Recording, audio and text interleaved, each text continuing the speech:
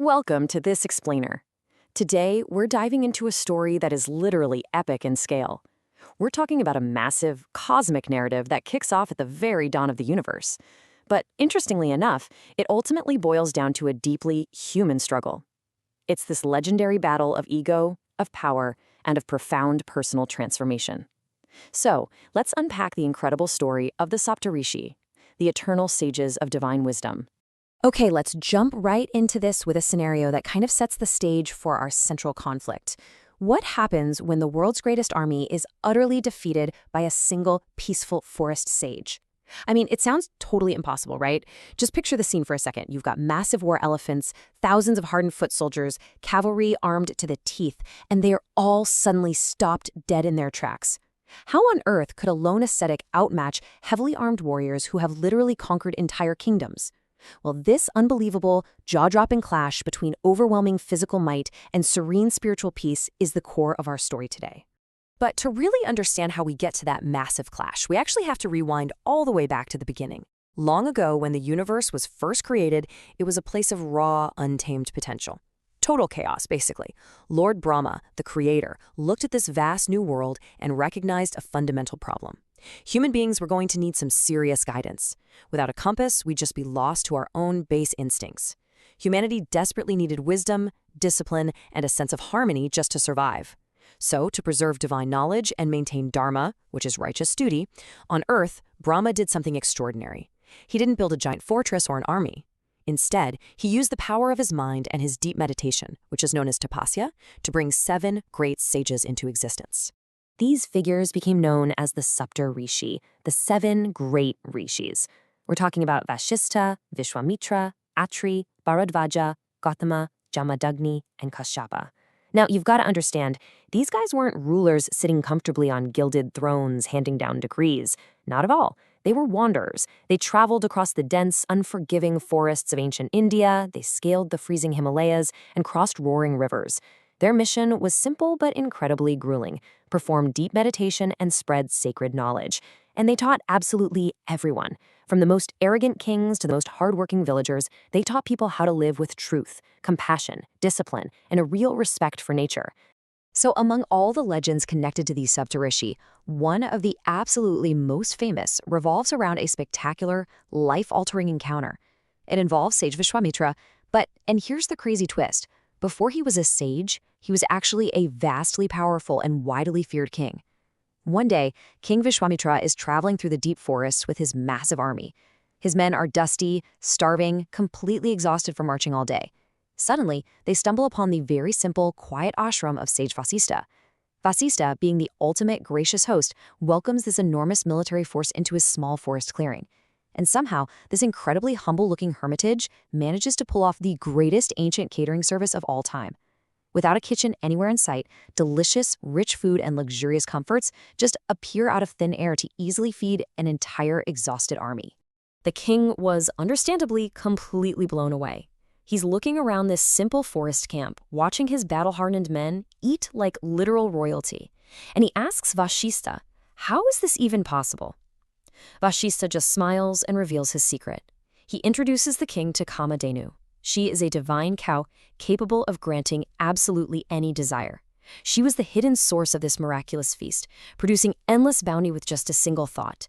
And right here, you guys, is exactly where our story takes a sharp turn. This sets up an incredible temptation that would basically alter history.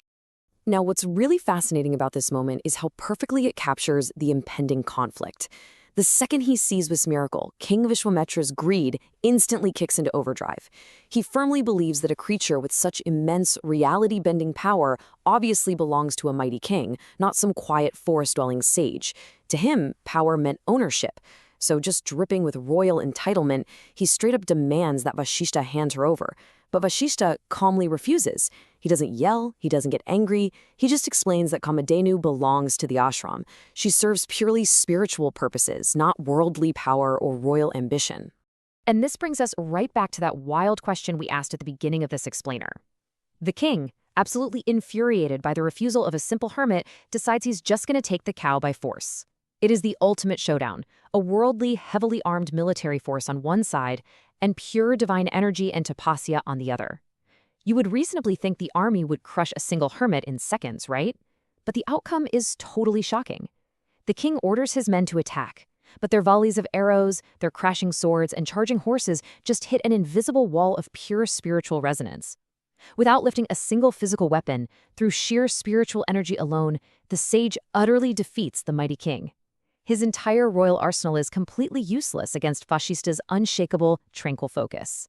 So the absolutely crucial takeaway here is this profound realization. Spiritual strength is greater than physical power. Standing there in the dust of the forest, utterly defeated and deeply humiliated by a man with no armor and no weapons, King Vishwamitra was forced to face this brutal truth. It completely shattered his massive ego. Everything he thought he knew about strength, about authority, about how status works in the world, it was all turned upside down in an instant. The weapons he relied on his entire life were literally nothing compared to the power of a mastered mind. It changed the entire trajectory of his life forever. Let's look at how this builds into one of the most incredible journeys of transformation ever. Vishwamitra didn't just go back to his palace and pout on his throne. No, he committed to a grueling, years-long roadmap of tapasya. Step 1, he completely abandoned his kingdom, his immense wealth, the royal comforts, the whole shebang. Step 2, he ventured deep into the harsh forests and mountains to meditate. And we are talking about extreme, punishing conditions here. Blistering heat, freezing violent storms, total starvation, and crushing loneliness for years on end. Step 3, time and time again, his pride and ego were brutally tested by celestial beings and nature itself. But he pushed through, fighting his internal battles instead of external ones. Finally, step 4. After years of this immense discipline, even the gods recognized his mastery. He was elevated to the prestigious title of a Brahma Rishi, making him equal to the highest sages. Think of it as the ultimate ancient masterclass in extreme self-discipline. What you should really take away from all this is how deeply relevant this ancient myth still is to us today. Wisdom is greater than power. Humility is greater than pride. Look, we might not be commanding ancient armies or fighting over magical cows in the forest, but we deal with ego, status, and the illusion of control every single day of our lives. This story is a powerful reminder that true greatness doesn't actually come from your external status, the size of your bank account, or the authority you wield over other people. True, unshakable greatness comes from internal mastery, absolute self-control, and a deep spiritual understanding of who you are. And this internal realization actually mirrors a beautiful cosmic bookend to our story. The Saptarishi didn't just fade away into old myths or get lost to the sands of time. Their legacy was literally permanently etched into the universe itself. According to ancient belief, these 7 great sages still watch over humanity to this very day.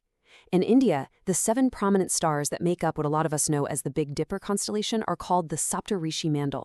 They shine there eternally in the night sky, acting as a constant presence, standing as silent sentinels and guiding the world like brilliant lamps in the dark.